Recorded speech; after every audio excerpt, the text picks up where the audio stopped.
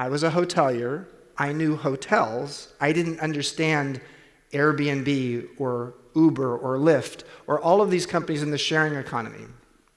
But I learned quickly. And what I'm going to tell you the next 15 minutes is what I've learned around disruption and innovation. And I think it really comes down to 3 key rules around innovation that are probably true in just about any industry.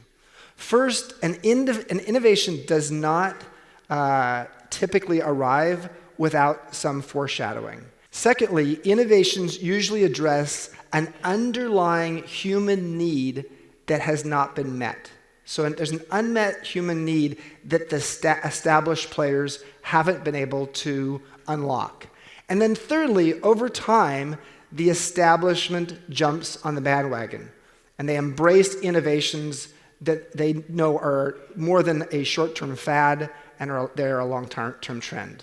So what was the foreshadowing that told us that Airbnb would become one of the largest hospitality companies in the world?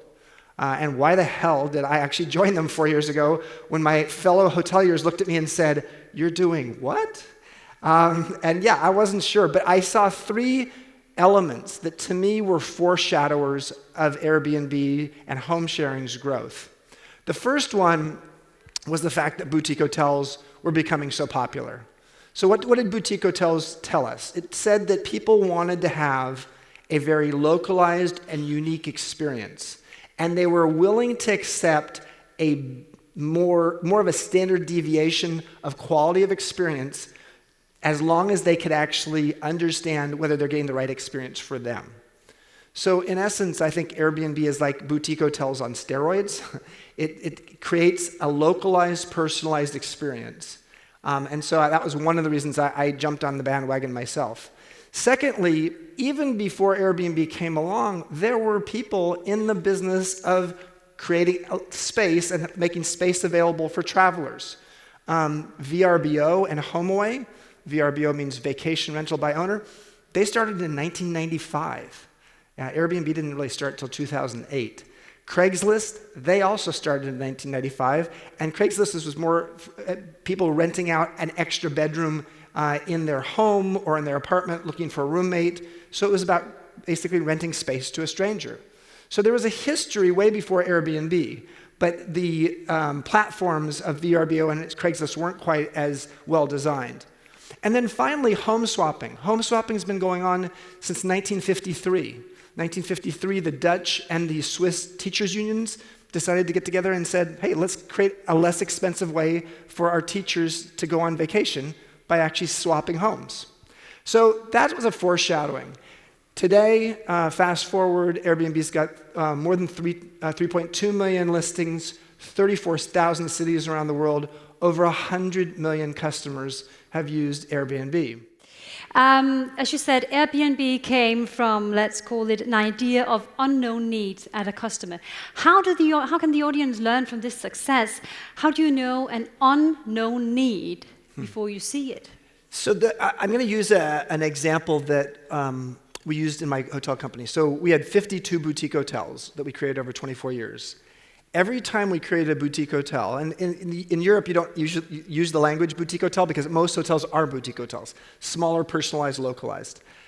Each time in creating a hotel, we imagined a magazine that defined the hotel. So the first hotel that I created 30 years ago was a hotel based upon Rolling Stone magazine. And so we came up with 5 adjectives that defined Rolling Stone magazine 30 years ago: funky, irreverent, adventurous, cool, and young at heart. And in creating that hotel, everything we did from the design of the guest rooms to the restaurant we put in to the kind of staff we hired had to come back to funky, irreverent, adventurous, cool, and young at heart. What I didn't realize, it was sort of a magical way for us to create a very unique product. But what we found over time is that the people who fell in love with that hotel were people who would use those 5 adjectives to describe themselves. So we were creating an identity refreshment.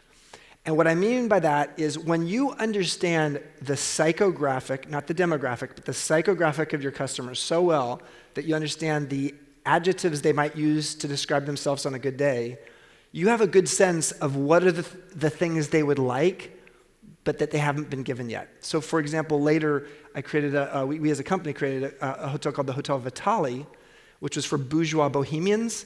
And it was a financial district hotel, but it had a yoga studio, this is 16 years ago, on the top floor of the hotel. Now everybody in the hotel business said, you're crazy. Why would you have a yoga studio in a business class hotel? And my premise was, well, bourgeois bohemians, people who are natural, fresh, healthy-minded, they can be in business, but they also actually want to be healthy. So why not? So I would just say understanding the psychographic of your customer really well, and then imagining the kinds of things that customer would like that no one else is providing is how you address the unmet need.